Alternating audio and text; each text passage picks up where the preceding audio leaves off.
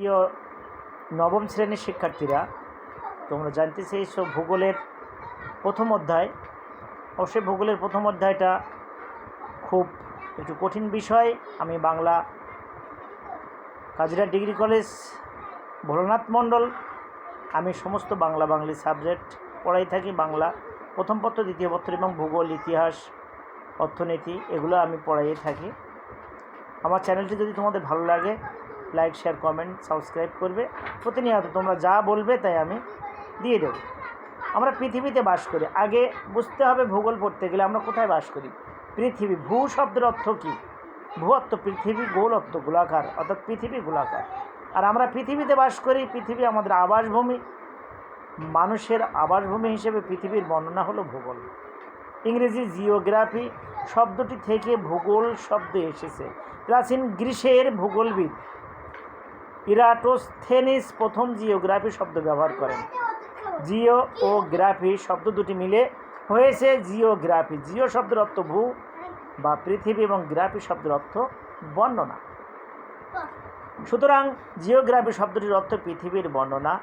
British ভূগোলবিদ অধ্যাপক ম্যাকনি এখানে কতকগুলো ভূগোলবিদদের যে সংজ্ঞা আছে সেই সংজ্ঞাগুলো দেওয়া আছে।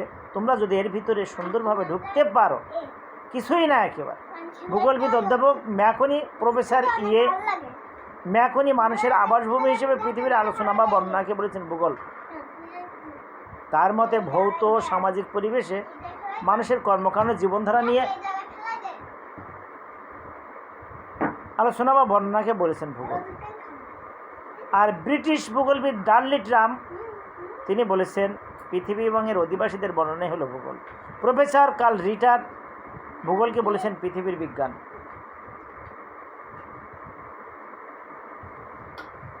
বিখ্যাত মার্কিন ভূগোলবিদ অধ্যাপক রিচার্ড হাডসন তিনি বলেছেন পৃথিবী পৃষ্ঠের পরিবর্তনশীল বৈশিষ্ট্যের যুক্তিসঙ্গত সুবিন্যস্ত বিবরণের সঙ্গে সংশ্লিষ্ট বিষয় হলো ভূগোল।